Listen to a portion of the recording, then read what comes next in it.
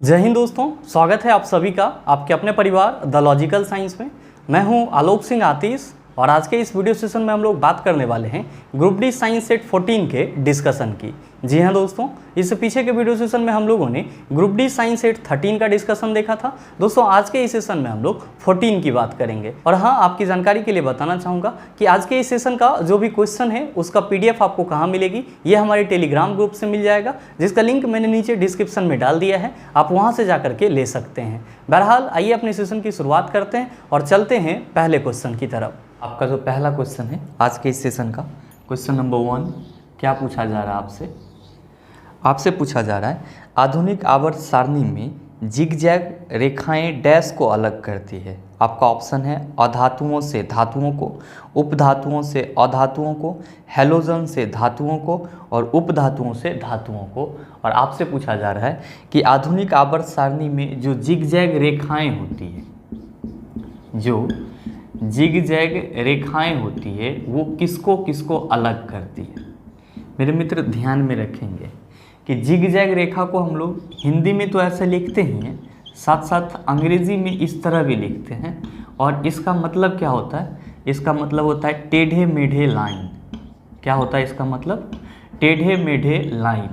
तो आपसे क्वेश्चन पूछा जा रहा है क्या, या आप इसको टेढ़े मेढ़े रेखा भी कह सकते हैं। आपसे क्वेश्चन पूछा जा रहा है कि आधुनिक आवर्त सारणी में टेढ़े मेढ़े लाइन किसको किसको अलग करती है। तो आप सभी हमेशा ध्यान में रखेंगे कि आपका जो ये जिगजैग रेखा है आधुनिक आवर्त सारणी में, ये धातु से अधातु को अलग करती है। धातु से अधातु को अलग करती है। ठीक है सर, तो आपके इस क्वेश्चन का सही आंसर क्या हो जाएगा? आप सभी कहेंगे सर हमारे पहले ही ऑप्शन में दिया हुआ है अधातुओं से धातुओं को। तो आपके इस क्वेश्चन का सही आंसर हो गया सर ऑप्शन नंबर 1। मेरे मित्र आप सभी कहेंगे कि सर हम कैसे समझेंगे कि ये जिगजैग रेखाएं धातु से अधातु को अलग करती है। तो जब आप पीरियोडिक टेबल को देखेंगे और पीरियोडिक टेबल में जब आप बाएँ से दाएँ जाते हैं, बाएँ से मतलब इधर से उधर जाएंगे, बाएं से दाएं जाएंगे, तो आपको एक इस तरह की लाइन मिलेगी, इस तरह की लाइन मिलेगी। तो आपका इधर जितना भी मिलेगा, इधर जैसे ही आप इधर से जा रहे हैं तो इधर सब के सब धातु हैं, और जैसे ही इस जिगजैग लाइन को आप पार करेंगे सब के सब आपको क्या मिलेंगे सर? अधातु मिलेंगे। तो आप इस चीज़ को हमेशा ध्यान में रखेंगे कि आधुनिक आवर्त सारणी में जो जिगजैग रेखाएं होती है वो धातु और अधातु को क्या करती है? अलग करती है। मेरे मित्र आपसे क्वेश्चन पूछा गया है आधुनिक आवर्त सारणी में, तो सवाल आपका ये भी बन सकता है कि सर आधुनिक आवर्त सारणी के खोजकर्ता कौन थे? आधुनिक आवर्त सारणी के खोजकर्ता कौन थे? तो आप हमेशा ध्यान में रखेंगे सर मोसले। कौन थे सर? मोसले नामक वैज्ञानिक थे। आपसे क्वेश्चन ये भी पूछा जा सकता है कि सबसे पहले आवर्त सारणी किसने बनाया? सबसे पहले आवर्त सारणी किसने बनाया? तो आपका आंसर क्या होगा? मेंडलीफ। क्या होगा सर आंसर? मेंडलीफ। कहीं भी आपसे पूछा जाए कि सबसे पहले आवर्त सारणी को किस वैज्ञानिक ने बनाया, तो आप क्या कहेंगे? मेंडलीफ। ठीक है। या आपसे अगर ये पूछा जाए father of periodic table, periodic table का पिता किसको बोला जाता है? तो मेंडलीफ को बोला जाता है। ध्यान में रखेंगे कि मेंडलीफ, न्यूलैंड और डॉबरेनर, मेंडलीफ, न्यूलैंड आप लोग इसका नाम जानते होंगे, और डॉबरेनर, ये तीनों जो वैज्ञानिक थे इन्होंने तत्वों को आवर्तीकरण में सजाने के लिए, मेंडलीफ, न्यूलैंड और डॉबरेनर ने तत्वों को आवर्ती क्रम में सजाने के लिए किसका सहारा लिया सर? तो परमाणु द्रव्यमान का। किसका सहारा लिया? परमाणु द्रव्यमान का। लेकिन आपसे ये पूछा जाए कि आधुनिक आवर्त सारणी जो मोसले के द्वारा बनाई गई थी उसमें तत्वों को आवर्ती वर्गीकरण के लिए क्या आधार बनाया गया था? तो हमेशा ध्यान में रखेंगे कि आधुनिक आवर्त सारणी जो है आपका वो तत्वों के परमाणु संख्या के आधार पे है, तत्वों के परमाणु संख्या के आधार पे है। जबकि आपका मेंडलीफ, न्यूलैंड और डॉबरेनर का जो रूल था, पीरियोडिक रूल था, वो सब के सब किस पे आधारित थे? तो सर परमाणु द्रव्यमान पे आधारित थे। मेरे मित्र ध्यान में रखेंगे कि आपके आवर्त सारणी में 7 आवर्त होते हैं। मैं आधुनिक आवर्त सारणी की बात कर रहा हूँ। आधुनिक आवर्त सारणी में 7 आवर्त होते हैं और 18 वर्ग होते हैं, और इस वर्ग को हम लोग समूह के नाम से भी जानते हैं। तो अगर आपको इतना से कोई भी क्वेश्चन कहीं भी मिले तो उसका जवाब आसानी से दे दीजिएगा। चलते हैं अगले क्वेश्चन की तरफ। आपका जो अगला क्वेश्चन है, क्वेश्चन नंबर 2, आपसे क्या पूछा जा रहा है?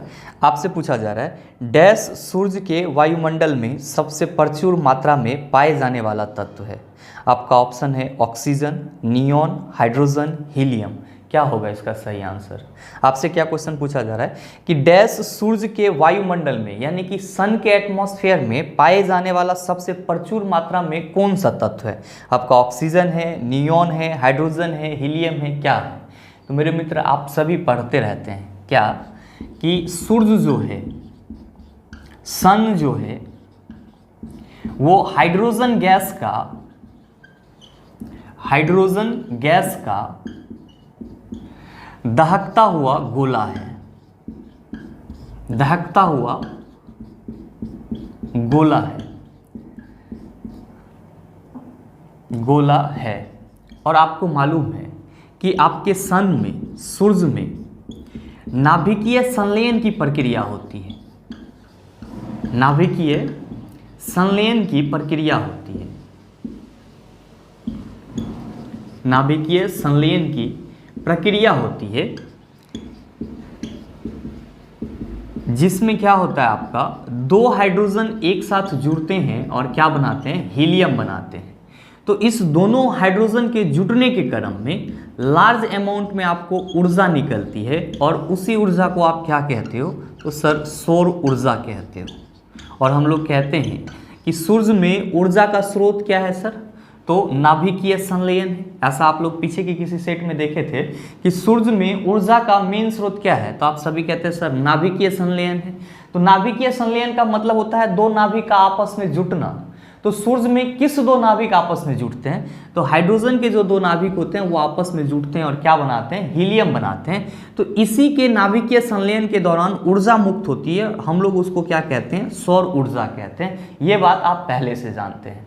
मतलब ये हुआ कि आपके सूर्य के वायुमंडल में सबसे ज़्यादा या प्रचुर मात्रा में कौन सा तत्व अवेलेबल है? तो आप सभी कहेंगे सर हाइड्रोजन। ध्यान दीजिएगा, मैंने यहाँ पे हाइड्रोजन गैस लिखा है। हाइड्रोजन गैसियस फॉर्म में है इसलिए मैंने हाइड्रोजन गैस लिखा है, लेकिन हाइड्रोजन तो आपका एक तत्व भी है। तो आपके इस क्वेश्चन का सही आंसर क्या होगा? आपसे जो पूछा जा रहा है डैश सूर्य के वायुमंडल में सबसे प्रचुर मात्रा में पाए जाने वाला तत्व है, आप सभी कहेंगे कि सर आपने लिखा है कि सूर्य हाइड्रोजन गैस का दहकता हुआ गोला है। इसका मतलब ये हुआ कि सूर्य में सबसे प्रचुर मात्रा में कौन सा तत्व पाया जाएगा? हाइड्रोजन पाया जाएगा। तो आपके इस क्वेश्चन का सही आंसर ऑप्शन नंबर 3 हो जाएगा। मेरे मित्र ध्यान में रखेंगे कि यहाँ से एक और क्वेश्चन बन पड़ता है, जो मैंने आपको बताया कि सूर्य से जो ऊर्जा निकलती है यानी कि जो आपको सोलर एनर्जी मिलती है, ये किस प्रक्रिया के अंतर्गत मिलती है? तो सर नाभिकीय संलयन के अंतर्गत आपको मिलती है। नाभिकीय संलयन में क्या होता है? तो हाइड्रोजन के 2 नाभिक आपस में क्या होते हैं? जुटते हैं, और इसी जुटने के क्रम में जो ऊर्जा निकलती है उसी को हम लोग क्या कहते हैं सर? सौर ऊर्जा कहते हैं, सोलर एनर्जी कहते हैं। मेरे मित्र ध्यान में रखेंगे कि हाइड्रोजन आपका हल्का तत्व भी माना जाता है। इस चीज को भी आप अपने माइंड में सेट करके रखेंगे। अगर आपसे पूछा जाए कि सबसे हल्का तत्व कौन सा है, तो आप कहेंगे हाइड्रोजन। ध्यान दीजिएगा, अगर आपसे ये पूछा जाए कि सबसे भारी तत्व कौन सा है, सबसे भारी तत्व कौन सा है, तो आप क्या कहेंगे गुरुजी? ऑस्मियम। क्या कहेंगे? ऑस्मियम। कभी कभी आपका ये 2 क्वेश्चन भी आपके एग्जाम में आपको मिल जाता है। आपके ऑप्शन में नियॉन है और हीलियम है चौथे ऑप्शन में। तो आप सबों को पता है कि हीलियम और नियॉन क्या है सर? अक्रिय गैस हैं, इनर्ट गैस हैं। और ऑक्सीजन को तो आप सभी जान रहे हैं और ध्यान में रखेंगे, ऑक्सीजन को हम लोग प्राण वायु भी कहते हैं। तो इस चीज़ को भी आप ध्यान में रखेंगे। उम्मीद करते हैं आप समझ पाए होंगे। चलते हैं अगले क्वेश्चन की तरफ। आपका जो अगला क्वेश्चन है, क्वेश्चन नंबर 3, आपसे क्या पूछा जा रहा है?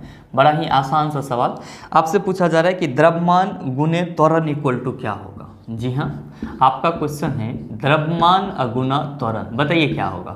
आप सभी कहेंगे सर बल होगा। क्यों? क्योंकि आप लोग पढ़ते हैं ना F इक्वल टू क्या होता है, ma होता है।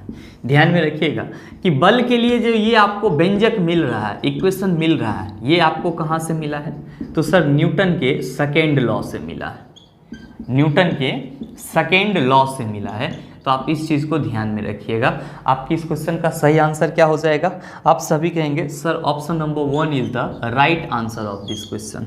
मेरे मित्र आप कहेंगे सर हमारे ऑप्शन में वेग है, आप सभी जान रहे होंगे विस्थापन में परिवर्तन की दर को क्या कहते हैं हम लोग, वेग कहते हैं। दूसरा है आपका दाब, तो प्रति एकांक एरिया पर लगने वाला बल क्या कहलाता है, आपका दाब कहलाता है। और अगर कोई बल आपका ऊपर की ओर लगता है, लंबवत लगता है किसी सतह के, तो हम लोग उसको उत्क्षेप बल के रूप में जानते हैं। उम्मीद करते हैं आप समझ पाए होंगे। चलते हैं अगले क्वेश्चन की तरफ। आपका जो अगला क्वेश्चन है, क्वेश्चन नंबर 4, आपसे क्या पूछा जा रहा है, आपसे पूछा जा रहा है कि माँ के शरीर के अंदर बच्चे के विकास मनुष्य के मामले में लगभग डैश महीने लगते हैं। आपसे क्वेश्चन पूछा जा रहा है कि माँ के शरीर के अंदर बच्चे के विकास मनुष्य के मामले में लगभग डैश महीने लगते हैं। आपका ऑप्शन है 9, 7, 10, 8। आप सभी जान रहे होंगे कि माँ के गर्भ में एक बच्चे के विकास होने में, संपूर्ण विकास होने में टोटल कितने महीने का समय लगता है, तो 9 महीने का समय लगता है। बहुत ही इजी सा क्वेश्चन था, ध्यान रखिएगा। अगर यही चीज आपसे वीक में पूछा जाता, कितना सप्ताह लगता है, तो आप कहते 38 वीक लगता है। कितना सर, 38 वीक। तो आपकी इस क्वेश्चन का सही आंसर क्या हो जाएगा, आप सभी कहेंगे sir option number 1 is the right answer of this question. उम्मीद करते हैं आप समझ पाए होंगे। आपसे महीना में पूछे तो 9 महीना बोलिएगा, अगर वीक में पूछे तो 38 वीक बोलिएगा। चलते हैं अगले क्वेश्चन की तरफ। आपका जो अगला क्वेश्चन है, क्वेश्चन नंबर 5, आपसे क्या पूछा जा रहा है, आपसे पूछा जा रहा है उत्प्रेरक वे पदार्थ हैं जो अभिकारकों को मुक्त करते हैं, अभिक्रियाओं को तीव्र कर देते हैं, अभिक्रियाओं को निष्क्रिय कर देते हैं, अभिक्रियाओं को मंद कर देते हैं। मेरे मित्र आपसे पूछा जा रहा है कि उत्प्रेरक क्या होते हैं, उत्प्रेरक क्या होते हैं। ध्यान रखेंगे कि उत्प्रेरक को हम लोग क्या कहते हैं सर, कैटलिस्ट कहते हैं। और इसका जनरली काम क्या होता है, तो सर ये अभिक्रियाओं की गति यानी कि जो केमिकल रिएक्शन होती है उसके वेग को बढ़ा देती है। क्या करती है सर, वेग को बढ़ा देती है। तो आप ये कह सकते हैं कि अभिक्रियाओं के गति को बढ़ा देती है, अभिक्रियाओं के गति को क्या करती है, बढ़ा देती है।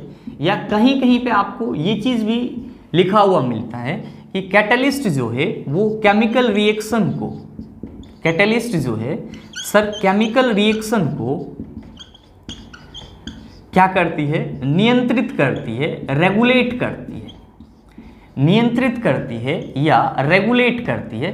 तो आप इस दोनों ही चीज़ को ध्यान में रखेंगे कि उत्प्रेरक कैटलिस्ट रासायनिक अभिक्रिया के गति को बढ़ा देती है, या अगर ये चीज़ ना याद रहे तो आप कहेंगे कि ये रासायनिक अभिक्रिया को क्या करती है, नियंत्रित करती है, रेगुलेट करती है। आपसे क्वेश्चन पूछा जा रहा है कि उत्प्रेरक वे पदार्थ होते हैं जो अभिकारकों को मुक्त करते हैं, बिल्कुल ही गलत है। अभिक्रियाओं को तीव्र कर देते हैं, ये बात सही है, क्योंकि आपने अभी जस्ट देखा है कि अभिक्रियाओं की गति को बढ़ा देना मतलब क्या, कि अभिक्रियाओं को तीव्र कर देना। तो आपके इस क्वेश्चन का सही आंसर क्या हो जाएगा, आप सभी कहेंगे sir option number 2 is the right answer of this question. मेरे मित्र ध्यान में रखेंगे, आपके तीसरे ऑप्शन में है अभिक्रियाओं को निष्क्रिय कर देता है। जब वो कैटलिस्ट आपके केमिकल रिएक्शन को खत्म ही कर देगा तो फिर कैटलिस्ट केमिकल रिएक्शन में डाल के फायदा क्या होगा। तो आपका ये ऑप्शन भी गलत है। आपके नेक्स्ट ऑप्शन में है अभिक्रियाओं को मंद कर देता है, फिर कैटलिस्ट देने का फायदा क्या हुआ। हम किसी भी केमिकल रिएक्शन में कैटलिस्ट इसलिए डालते हैं, उत्प्रेरक इसलिए डालते हैं ताकि उसकी जो अभिक्रिया की गति है वो बढ़ सके, या फिर जो मेरा अभिक्रिया है वो नियंत्रित रूप से हो पाए। तो आप इस चीज़ को हमेशा ध्यान में रखेंगे कि किसी भी केमिकल रिएक्शन में कैटलिस्ट का डालना उस अभिक्रिया के वेग को बढ़ाना होता है। चलते हैं अगले क्वेश्चन की तरफ। आपका जो अगला क्वेश्चन है, क्वेश्चन नंबर 6, क्या पूछा जा रहा है आपसे, आपसे पूछा जा रहा है कि गले में डैश के छल्ले मौजूद होते हैं। आपका ऑप्शन है उपास्थि, जोड़, एरोलर, स्नायु। क्या होगा इसका आंसर। तो मेरे मित्र आप लोग हमेशा ध्यान में रखेंगे कि आपके गले में जो छल्ला मौजूद होता है, जो आपका वलय का छल्ला मौजूद होता है गोल गोल, वो किसका बना होता है, तो सर वो उपास्थि का बना होता है। किसका बना होता है? उपास्थि का बना होता है। आप कहेंगे सर ये उपास्थि क्या होता है? तो हमेशा ध्यान में रखेंगे कि ये आपका एक लचीला संयोजी उत्तक है। उपास्थि जो है वो क्या है? एक लचीला संयोजी उत्तक है। और जनरली ये आपको कहाँ देखने को मिलता है? तो सर कान में, नाक में आपको क्या देखने को मिलता है? उपास्थि मिलता है। आपसे क्वेश्चन पूछा जा रहा है गले में डैश के छल्ले मौजूद होते हैं, तो क्या कहेंगे सर? उपास्थि के छल्ले मौजूद होते हैं। तो आपके इस क्वेश्चन का सही आंसर क्या हो जाएगा? ऑप्शन नंबर 1 हो जाएगा। मेरे मित्र आप अपने कान को छुइए तो आपको लगेगा कि बहुत ही यहाँ का जो हड्डी है वो बहुत ही नर्म है, मतलब क्या कि बहुत ही सॉफ्ट है। आप अपने नाक को छुएंगे तो यहाँ का जो हड्डी है वो बहुत ही क्या है सर? सॉफ्ट है, नरम है। अगर आप एक फाइट किसी को दे देंगे तगड़ा से तो उसका नाक का हड्डी क्या हो जाएगा? टूट जाएगा। तो ध्यान में रखेंगे कि उपास्थि जो होता है वो क्या होता है? एक लचीला संयोजी उत्तक होता है। क्या होता है सर? लचीला संयोजी उत्तक होता है। मेरे मित्र आप कहेंगे कि सर हमारे ऑप्शन में जोर और एरोलर दिया हुआ है, ये तो हम समझ रहे हैं, लेकिन ये स्नायु क्या है? ये स्नायु क्या है? इसको हम नहीं समझ पा रहे हैं। तो ध्यान में रखेंगे कि स्नायु को सर हम लोग इंग्लिश में क्या कहते हैं? लिगामेंट कहते हैं। क्या कहते हैं सर? लिगामेंट कहते हैं। और अब आपको लिगामेंट से याद आ गया होगा ये क्या होता है सर? तो ये बोन से बोन को जोड़ने वाला होता है। बोन से बोन को जोड़ने वाला होता है, जोड़ने वाला होता है। मतलब क्या हुआ सर? कि हड्डी से हड्डी किसके थ्रू जुड़ा हुआ रहता है सर? लिगामेंट से जुड़ा हुआ रहता है। किसके थ्रू जुड़ा हुआ रहता है सर? लिगामेंट के थ्रू जुड़ा हुआ रहता है। आप कहेंगे हड्डी से मांस किसके द्वारा जुड़ा हुआ रहता है? तो टेंडन के द्वारा जुड़ा हुआ रहता है। टेंडन, इससे क्या होता है सर? तो हड्डी से मांस जुड़ा हुआ रहता है। आपके एग्जाम में ये भी क्वेश्चन पूछा जाता है। हड्डी से मांसपेशी का जुड़ाव क्या कहलाता है? टेंडन कहलाता है। और हड्डी से हड्डी का जुड़ाव क्या कहलाता है? लिगामेंट कहलाता है। उपास्थि क्या होती है? तो लचीला संयोजी उत्तक होती है। उम्मीद करते हैं आप समझ पाए होंगे। चलते हैं अगले क्वेश्चन की तरफ। आपका जो अगला क्वेश्चन है, क्वेश्चन नंबर 7, आपसे क्या पूछा जा रहा है? आपसे पूछा जा रहा है कि दाब की एसआई इकाई क्या होगी? दाब की एसआई यूनिट क्या होगी? भाई मेरे आप सबों को पता है प्रेशर इक्वल टू क्या होता है? तो सर फोर्स बाय एरिया होता है। क्या होता है? फोर्स बाय एरिया, यानी कि बल बटा क्षेत्रफल होता है। और हम लोग इसको क्या कहते हैं कि प्रति एकांक क्षेत्रफल पर लगने वाला बल क्या कहलाता है? दाब कहलाता है। और जब हम लोग इसके यूनिट की बात करते हैं तो हम सभी कहते हैं कि सर फोर्स का यूनिट न्यूटन होता है और एरिया का मीटर स्क्वायर होता है। और हम लोग न्यूटन पर मीटर स्क्वायर को ही क्या कहते हैं सर? पास्कल कहते हैं। क्या कहते हैं? पास्कल कहते हैं। तो आपके प्रेशर का एसआई यूनिट क्या होता है सर? पास्कल होता है। आपसे क्वेश्चन क्या पूछा जा रहा है? आपसे क्वेश्चन पूछा जा रहा है कि दाब की एसआई इकाई है। आप क्या कहेंगे sir? Option number 1 is the right answer of this question.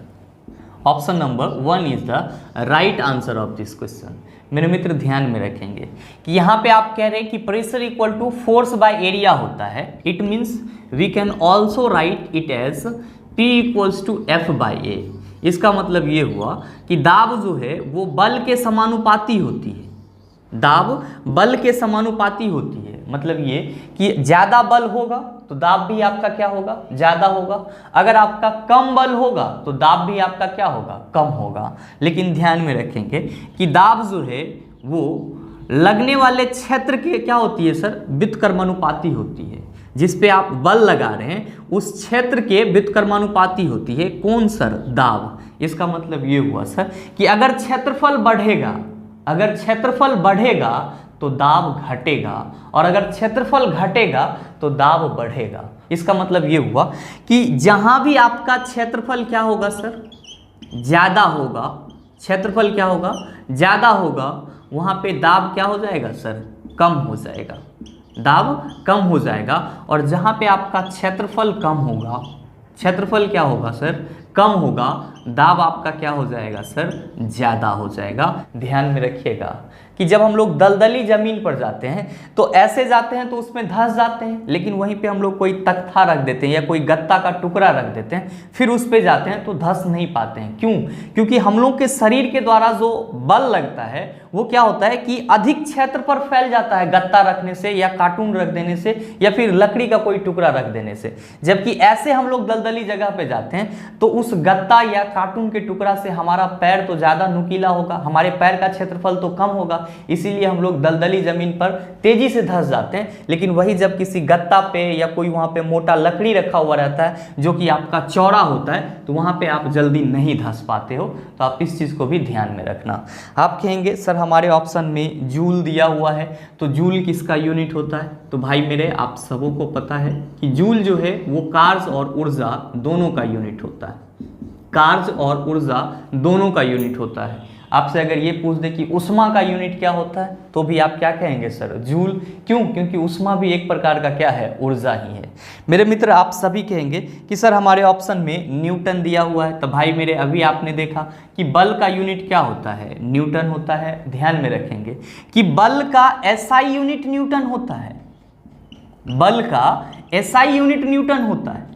लेकिन अगर आपसे बल का सीजीएस यूनिट पूछ दिया जाए तो आपका आंसर क्या होगा? सर डाइन, जो कि आपके ऑप्शन 4 में दिया हुआ है। उम्मीद करते हैं आप समझ पाए होंगे। चलते हैं अगले क्वेश्चन की तरफ। आपका जो अगला क्वेश्चन है क्वेश्चन नंबर 8, आपसे क्या पूछा जा रहा है?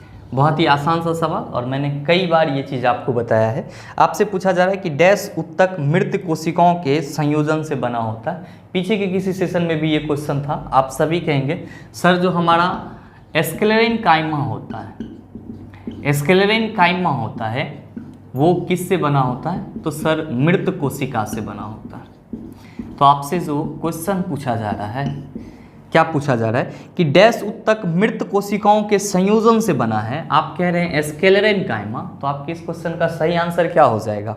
आप सभी कहेंगे sir option number 3 is the right answer of this question.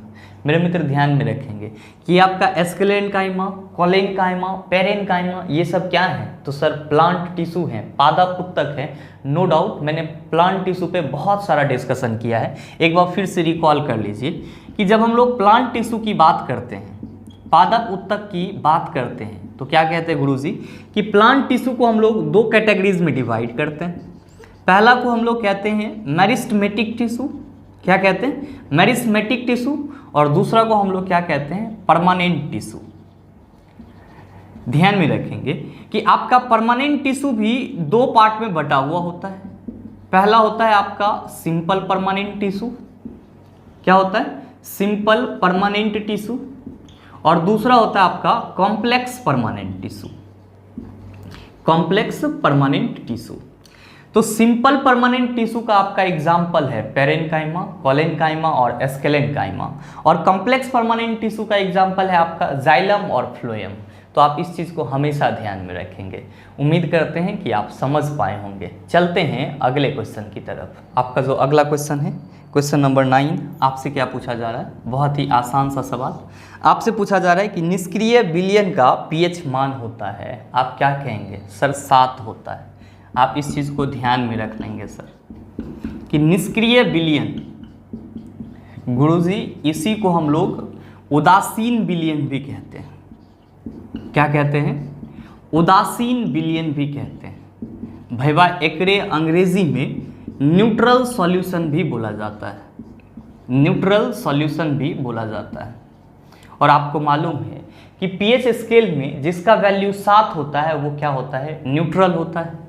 तो निष्क्रिय विलयन का पीएच मान कितना होगा? आप कहेंगे 7। हमेशा इस चीज को ध्यान में रखेंगे। अगर आपसे पूछ दिया जाए कि अम्लीय विलयन का पीएच मान कितना होगा, अम्लीय विलयन का पीएच मान कितना होगा, तो आप कहेंगे सर इसका जो पीएच होगा वो 7 से क्या होगा? कम होगा। 7 से क्या होगा?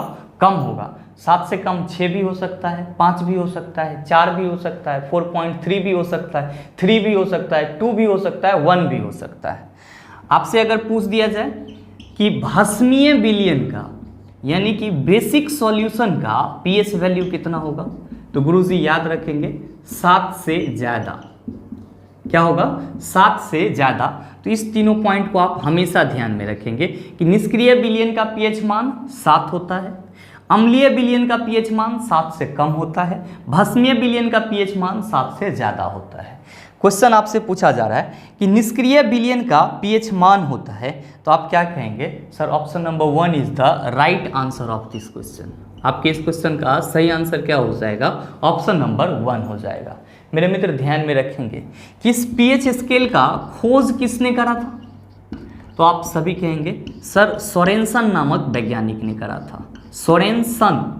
सोरेनसन नामक वैज्ञानिक ने करा था। तो आप इसके खोजकर्ता का नाम भी याद रखेंगे, एग्जाम दृष्टिकोण से महत्वपूर्ण है। चलते हैं अगले क्वेश्चन की तरफ। आपका जो अगला क्वेश्चन है, क्वेश्चन नंबर 10, आपसे क्या पूछा जा रहा है? आपसे पूछा जा रहा है कि द्रव्यमान और वेग का गुणनफल क्या कहलाता है। अभी आपसे पिछले क्वेश्चन में पूछा जा रहा था कि द्रव्यमान और त्वरण का गुणनफल क्या कहलाता है। अभी आपसे पूछा जा रहा है कि द्रव्यमान और वेग का गुणनफल क्या कहलाता है। आप सभी कहेंगे गुरुजी संवेग कहलाता है, क्योंकि ये चीज़ अभी आपने जस्ट बताया है कि सर संवेग को हम लोग v से रिप्रेजेंट करते हैं और फॉर्मूला क्या पढ़ते हैं? mv। मतलब क्या कहते हैं कि किसी वस्तु के द्रव्यमान और उसके वेग के गुणनफल को क्या बोला जाता है? सर संवेग बोला जाता है।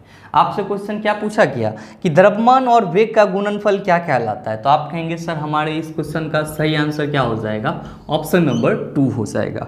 मेरे मित्र आपके ऑप्शन में बल है, दाब है, उत्क्षेप है, आप सभी को मालूम है क्योंकि जस्ट मैंने रिसेंटली इस चीज़ को डिस्कस किया है। चलते हैं अगले क्वेश्चन की तरफ। आपका जो अगला क्वेश्चन है, क्वेश्चन नंबर 11, बड़ा ही आसान सा सवाल।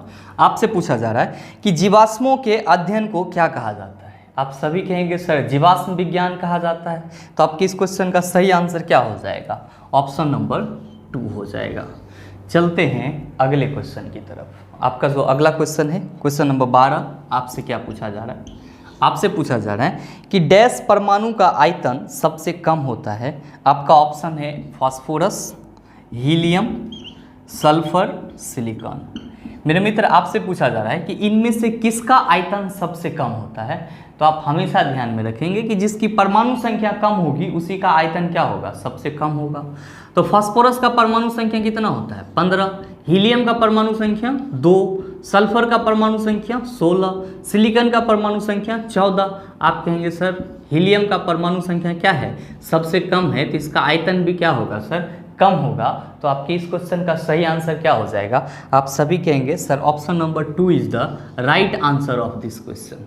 उम्मीद करते हैं आप समझ पाए होंगे।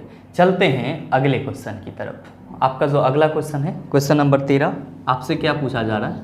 आपसे पूछा जा रहा है कि डैश ध्वनि में गति सबसे तेज होती है। एक्चुअली थोड़ा सा यहाँ पे उल्टा पुल्टा हो गया है, तो आप लोग इसको सुधार करके लिख लेंगे कि ध्वनि डैश में सबसे तेज होती है। ध्वनि डैश में सबसे तेज होती है।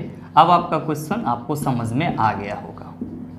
मेरे मित्र ध्यान में रखेंगे, जब हम लोग साउंड के स्पीड की बात करते हैं, ध्वनि के स्पीड की बात करते हैं, तो क्या कहते हैं कि सर ध्वनि ठोस में लगभग 5000 मीटर पर सेकंड के स्पीड से चलता है, द्रव में लगभग 1500 मीटर पर सेकंड के स्पीड से चलता है, और गैस में यानी कि वायु में ध्वनि आपका 340 मीटर पर सेकेंड या कहीं पे आपको 344 या 346 मिलता है। तो आप एक अप्रॉक्स वैल्यू मान के चलेंगे कि आपका जो साउंड है वो एयर में 340 मीटर पर सेकेंड के स्पीड से चलता है, आपके लिक्विड में 1500 मीटर पर सेकेंड के स्पीड से चलता है, और ठोस में 5000 मीटर पर सेकेंड के स्पीड से चलता है। इसका मतलब ये हुआ कि ध्वनि जो है वो ठोस में सबसे तेजी से चलती है, द्रव में उससे कम तेजी से चलती है, और गैस में सबसे कम तेजी से चलती है। आपसे क्वेश्चन पूछा जा रहा है कि ध्वनि डैश में सबसे तेज होती है। आपके ऑप्शन में क्या है सर? पानी है, फिर आपका क्या है सर? केरोसिन ऑयल है, फिर है आपका स्टील, और फिर है आपका वायु। तो आप देखिए कि वायु में क्या होगा सर? सबसे कम चलेगा।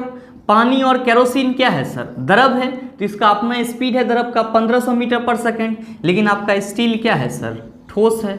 तो आपसे क्वेश्चन पूछा जा रहा है कि ध्वनि डैश में सबसे तेज होती है, तो सर ठोस में सबसे तेज होती है, स्टील मेरा क्या है?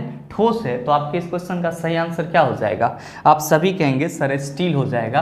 तो आपके इस क्वेश्चन का सही ऑप्शन सर ऑप्शन नंबर 3 हो जाएगा। क्वेश्चन नंबर 14 आपसे क्या पूछा जा रहा है? आपसे पूछा जा रहा है कि नाइट्रोजन के 0.6 अणु का द्रव्यमान है। आपके ऑप्शन में दिया हुआ है 16.8 ग्राम, फिर दूसरे ऑप्शन में है 168 ग्राम, तीसरे ऑप्शन में है 0.168 ग्राम, चौथे ऑप्शन में है 1.68 ग्राम।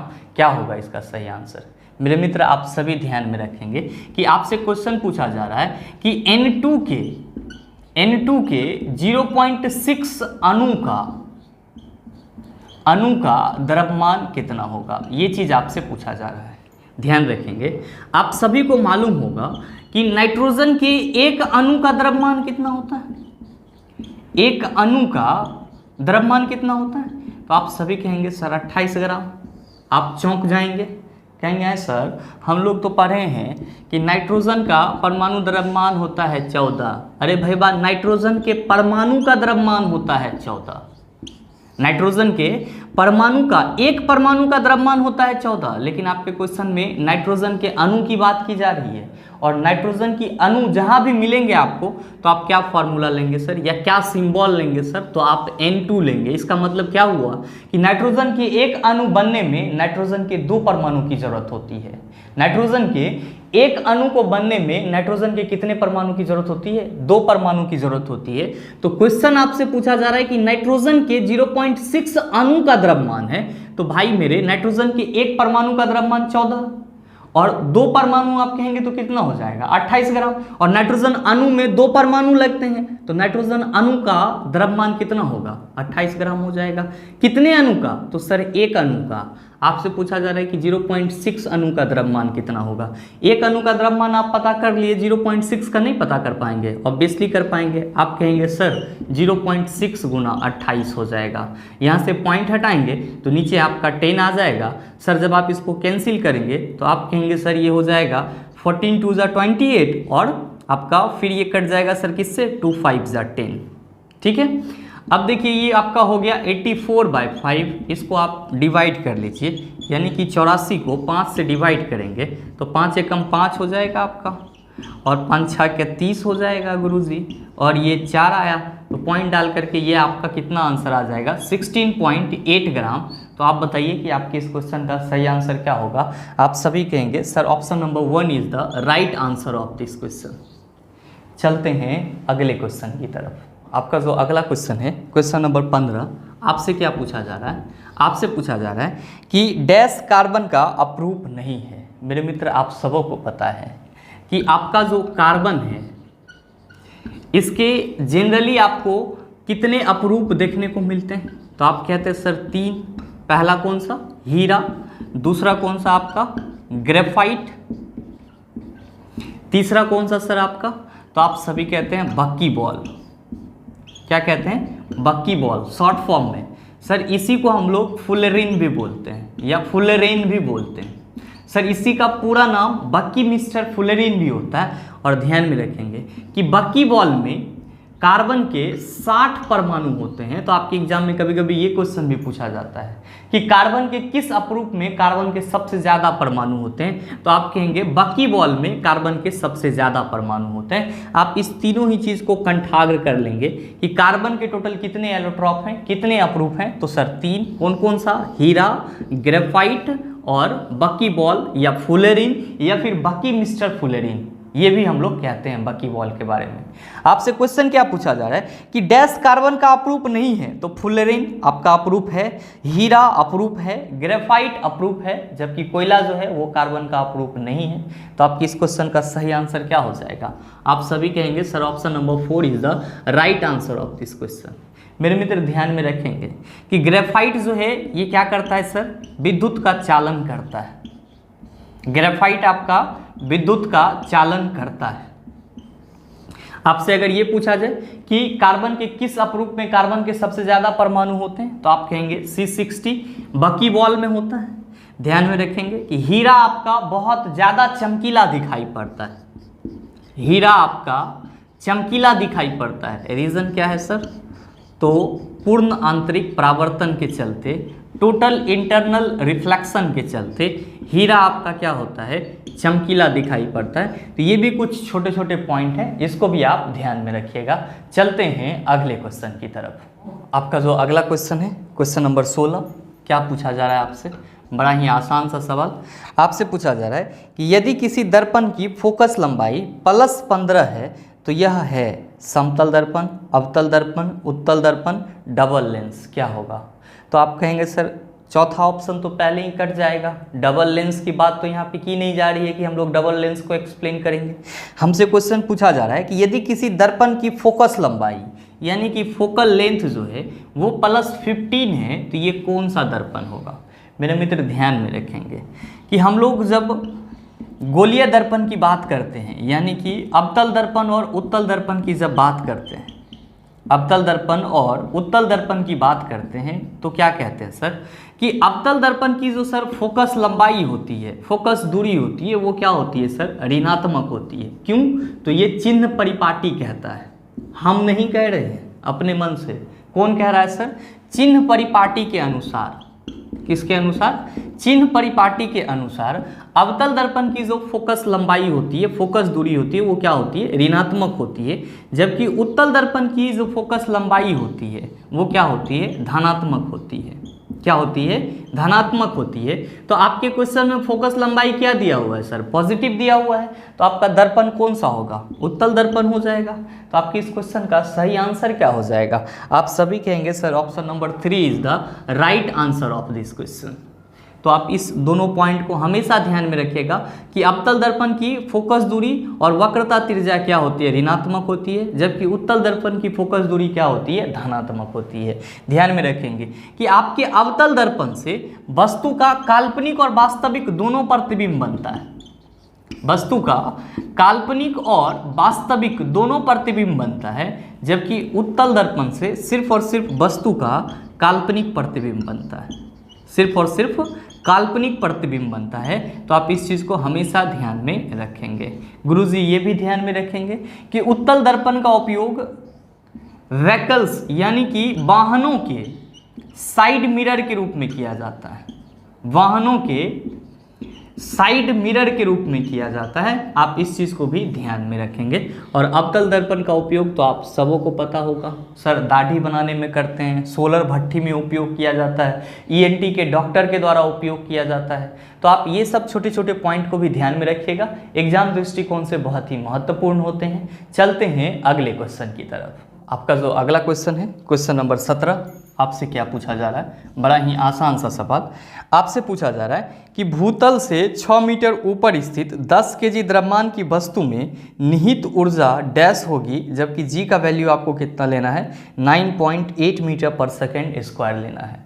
बड़ा ही आसान सा सवाल है। क्या कह रहा है क्वेश्चन में कि भूतल से 6 मीटर ऊपर स्थित, मान लीजिए कि ये आपका भूतल है, भूतल मतलब क्या, पृथ्वी तल सर।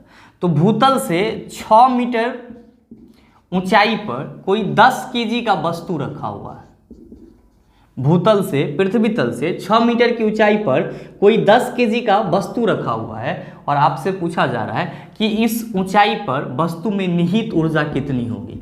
तो आप कहेंगे सर ये सीधे सीधे स्थितिज ऊर्जा की बात कर रहा है। क्यों, क्योंकि किसी भी वस्तु की स्थिति के चलते उसमें कौन सी ऊर्जा होती है, तो आप सभी कहते हैं सर स्थितिज ऊर्जा होती है। भाई मेरे, आप सबों को पता है स्थितिज ऊर्जा का फॉर्मूला क्या होता है, mgh होता है। तो आप कहेंगे सर हमारे क्वेश्चन में वस्तु का द्रव्यमान 10 केजी दिया हुआ है, हमको g का वैल्यू कितना दिया हुआ है सर क्वेश्चन में लेने के लिए, तो सर g का वैल्यू दिया हुआ है 9.8 मीटर पर सेकेंड स्क्वायर लेना है। तो आप g का वैल्यू 9.8 मीटर पर सेकेंड स्क्वायर रखिए, गुना ऊंचाई कितना है सर 6 मीटर, यहाँ से आप पॉइंट हटाएंगे तो सर ये नीचे 10 आ जाएगा, ये और ये कैंसिल हो जाएगा। अब आप 98 और 6 को मल्टीप्लाई कर लीजिए, तो 8 छक्के 48 और 9 छक्के 54 और 4 कितना हो जाएगा 58, यानी कि 588 जूल हो जाएगा। तो आपके इस क्वेश्चन का सही आंसर क्या हो जाएगा, आप सभी कहेंगे sir option number 3 is the right answer of this question. उम्मीद करते हैं आप समझ पाए होंगे। चलते हैं अगले क्वेश्चन की तरफ। आपका जो अगला क्वेश्चन है, क्वेश्चन नंबर 18, आपसे क्या पूछा जा रहा है, आपसे पूछा जा रहा है कि जब एक एसिड धातु ऑक्साइड के साथ अभिक्रिया करता है तो उत्पादों के रूप में डैश और डैश प्राप्त होते हैं। आपसे क्वेश्चन पूछा जा रहा है कि जब एक एसिड धातु के ऑक्साइड के साथ अभिक्रिया करता है, धातु के ऑक्साइड के साथ अभिक्रिया करता है तो क्या बनेगा, ये चीज़ आपसे पूछा जा रहा है। मेरे मित्र यहाँ पे आपको दो कंसेप्ट याद रखना होगा। पहला क्या कि धातु के जो ऑक्साइड होते हैं, धातु के जो ऑक्साइड होते हैं यानी कि मेटल के जो ऑक्साइड होते हैं वो क्या होते हैं सर, भास्मिक नेचर के होते हैं, यानी कि बेसिक नेचर के होते हैं। और अधातु के जो ऑक्साइड होते हैं, अधातु के जो ऑक्साइड होते हैं यानी कि नॉन मेटल के जो ऑक्साइड होते हैं वो क्या होते हैं, एसिडिक नेचर के होते हैं, यानी कि अम्लीय प्रवृत्ति के होते हैं। तो आप इस चीज़ को हमेशा ध्यान में रखेंगे कि धातु के ऑक्साइड भास्मिक प्रवृत्ति के होते हैं, बेसिक नेचर के होते हैं, जबकि अधातु के ऑक्साइड एसिडिक नेचर के होते हैं, अम्लीय प्रवृत्ति के होते हैं। अब देखिए आपका क्वेश्चन सॉल्व हो जाएगा। आपके क्वेश्चन में कहा जा रहा है कि जब कोई एसिड किसी धातु के ऑक्साइड के साथ अभिक्रिया करती है तो क्या होता है प्रोडक्ट के रूप में। तो मेरे भाई आप कहते हो कि धातु के ऑक्साइड किस नेचर के होते हैं सर, तो बेसिक नेचर के होते हैं, यानी कि भास्मिक प्रवृत्ति के होते हैं। इसका मतलब ये हुआ कि ये क्या होता है सर, बेस होता है। और आपको मालूम है पहले से कि सर जब अम्ल और भस्म यानी कि एसिड और बेस एक दूसरे के साथ अभिक्रिया करता है तो क्या बनाता है, आप कहते हैं लवण और जल बनाता है। क्या बनाता है, लवण और जल बनाता है। ये चीज़ आप पहले से जानते हैं। तो भैया वह बात तो यहाँ भी पूछा जा रहा था। अगर आपको ये पता चल गया कि धातु के ऑक्साइड बेसिक नेचर के होते हैं, इट मीन्स क्वेश्चन में कहा जा रहा है कि एसिड और बेस यानी कि धातु के ऑक्साइड जब रिएक्ट करेंगे तो क्या बनाएगा, तो आप कहेंगे सर धातु के ऑक्साइड बेसिक नेचर के होते हैं, जब वो एसिड के साथ अभिक्रिया करेगा तो लवण और जल बनाएगा, लवण और जल बनाएगा। तो आपके इस क्वेश्चन का सही आंसर क्या हो जाएगा, आप सभी कहेंगे sir option number 1 is the right answer of this question. तो आप इस चीज़ को हमेशा ध्यान में रखेंगे कि धातु के ऑक्साइड भास्मिक नेचर के होते हैं, अधातु के ऑक्साइड एसिडिक नेचर के होते हैं। और मेरे भाई अधातु के ही ऑक्साइड होते हैं सल्फर ऑक्साइड और नाइट्रस ऑक्साइड जो आपके अम्लीय वर्षा का कारण बनता है। तो आप इस चीज़ को भी ध्यान में रखेंगे। चलते हैं अगले क्वेश्चन की तरफ। आपका जो अगला क्वेश्चन है क्वेश्चन नंबर 19, आपसे क्या पूछा जा रहा है, आपसे पूछा जा रहा है कि संभारिकों में डैश की संख्या समान होती है। आपका ऑप्शन है आयन, नाभिक, इलेक्ट्रॉन, प्रोटॉन। क्या होगा इसका आंसर। मेरे मित्र आपसे पूछा जा रहा है कि संभारिकों में यानी कि आइसोबार में, संभारिकों में यानी कि आइसोबार में किसकी संख्या समान होती है। तो पहले तो आप ये जानिए कि आइसोबार हम लोग बोलते किसको हैं, तो सिंपल में कहते हैं कि परमाणु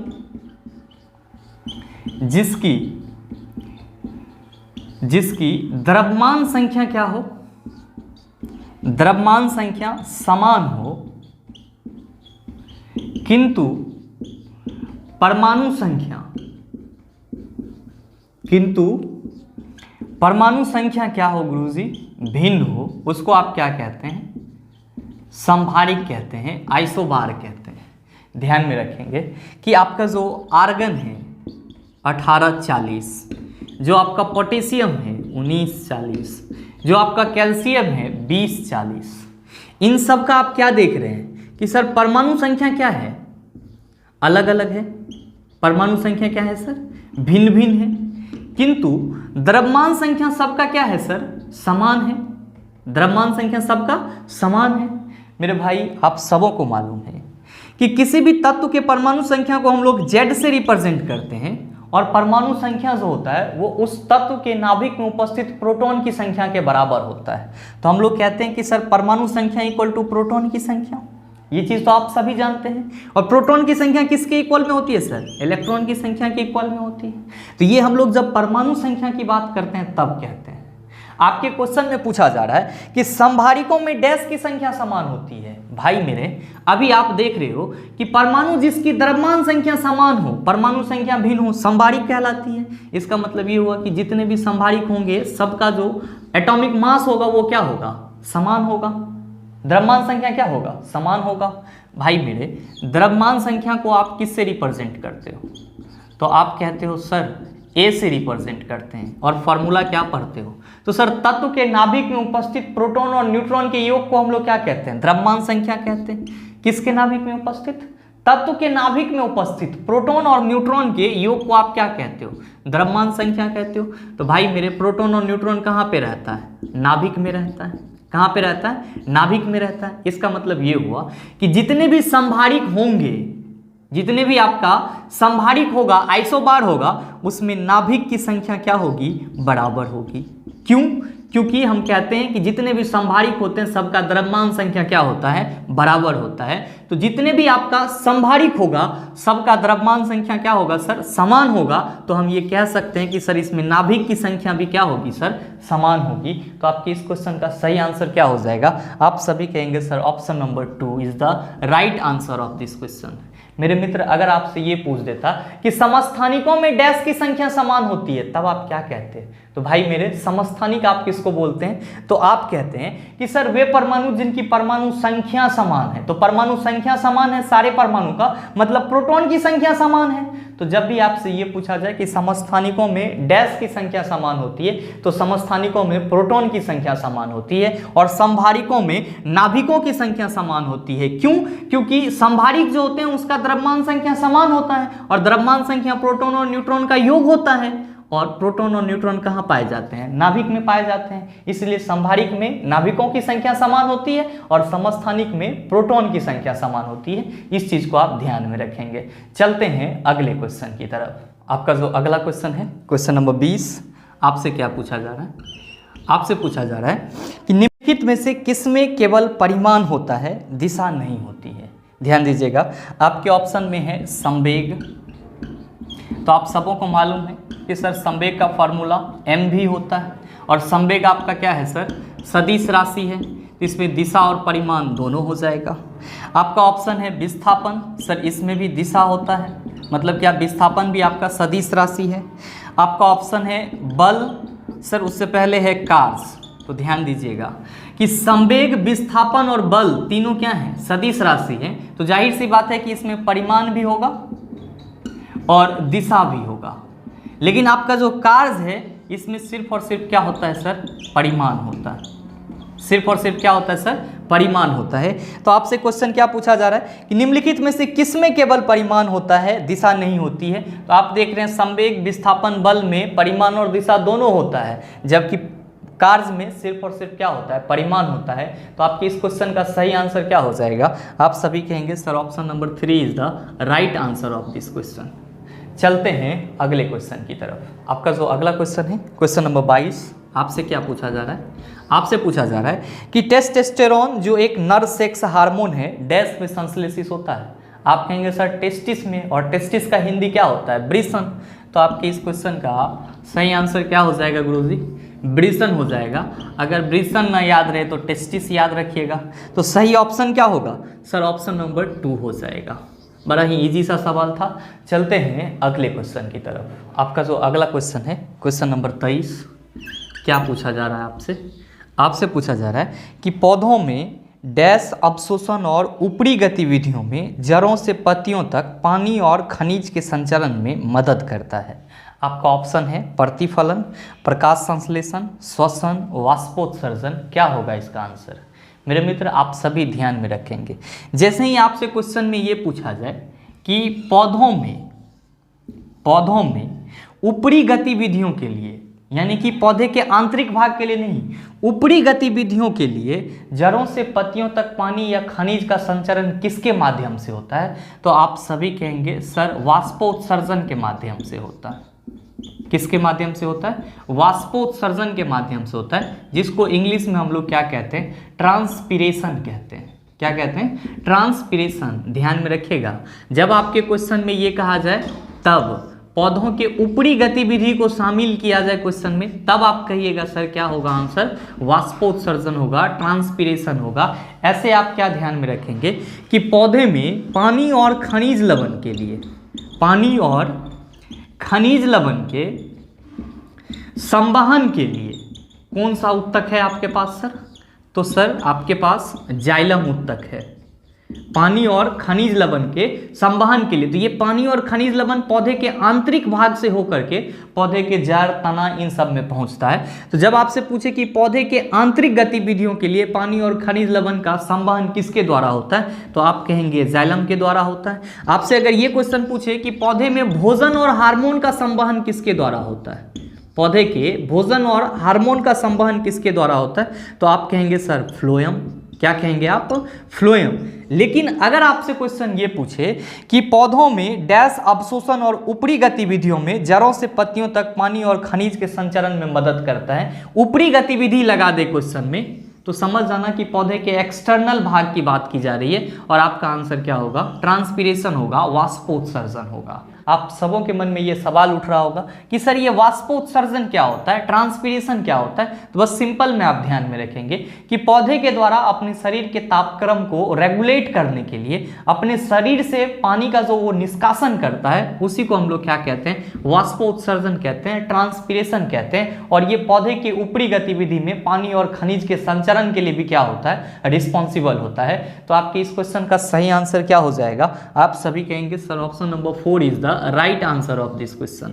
मेरे मित्र आपके ऑप्शन में है प्रकाश संश्लेषण। तो आप सबों को पता है कि प्रकाश संश्लेषण के द्वारा पौधा क्या करता है? अपना भोजन बनाता है। और प्रकाश संश्लेषण के उप उत्पाद के रूप में, बाय प्रोडक्ट के रूप में आपको क्या मिलती है? तो आप कहेंगे सर प्रकाश संश्लेषण के बाय प्रोडक्ट के रूप में हम लोगों को ऑक्सीजन मिलती है। क्या मिलती है सर? ऑक्सीजन मिलती है।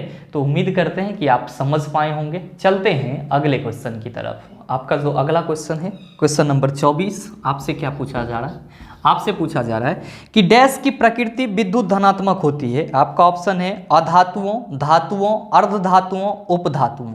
सबसे पहला चीज तो अर्धधातु तो होता नहीं है। अब आपका ऑप्शन बच जाता है धातु, उपधातु और अधातु। इनमें से किसकी प्रकृति हमेशा विद्युत धनात्मक की होती है, या कौन सा हमेशा विद्युत धनात्मक फॉर्म करता है? तो मेरे मित्र दो कंसेप्ट आप याद रखेंगे कि धातु इलेक्ट्रॉन का त्याग करता है। धातु इलेक्ट्रॉन का क्या करता है? त्याग करता है। इसीलिए धातुएं हमेशा पॉजिटिव होती है, यानी कि धनात्मक होती है। जबकि आपका जो अधातु है वो हमेशा इलेक्ट्रॉन का क्या करती है सर? इलेक्ट्रॉन को ग्रहण करती है, यानी कि इलेक्ट्रॉन को गेन करती है। और इसीलिए अधातु हमेशा नेगेटिव होती है, ऋणात्मक होती है। तो आपसे जो क्वेश्चन पूछा जा रहा है कि डैश की प्रकृति विद्युत धनात्मक होती है, आप कह रहे हैं कि धातु इलेक्ट्रॉन का त्याग करता है, इसीलिए धातु हमेशा धनात्मक होता है। तो किसकी प्रकृति हमेशा धनात्मक की होगी? तो सर धातु की होगी। और किसकी प्रकृति हमेशा ऋणात्मकता की होगी? तो आप कहेंगे अधातु की होगी। आप बताओ आपके इस क्वेश्चन का सही आंसर क्या हो जाएगा? आप सभी कहेंगे सर धातु। तो देखो किस ऑप्शन में है? आप कहेंगे sir option number 2 is the right answer of this question. उम्मीद करते हैं आप समझ पाए होंगे। चलते हैं अगले क्वेश्चन की तरफ। आपका जो अगला क्वेश्चन है क्वेश्चन नंबर 25, आपसे क्या पूछा जा रहा है? आपसे पूछा जा रहा है कि निम्नलिखित में से कौन सा एक कोशिकीय हरित शैवाल है? आप सभी कहेंगे सर क्लेमाइडोमोनस, क्योंकि आप लोग इसको रटते रहते हैं। तो आपके इस क्वेश्चन का सही आंसर क्या हो जाएगा? ऑप्शन नंबर 4 हो जाएगा, क्लेमाइडोमोनस। ये क्या है? आपका एक कोशिकीय ग्रीन अलगी है। उम्मीद करते हैं कि यहाँ तक के सारे क्वेश्चन को आप समझ पाए होंगे। अब इससे संबंधित किसी भी प्रकार का क्वेश्चन आपको कहीं भी दिखेगा तो उसका जवाब आसानी से दे सकते हैं। मिलते हैं फिर अगले वीडियो सेशन में, तब तक के लिए best of luck. Thank you, have a nice day.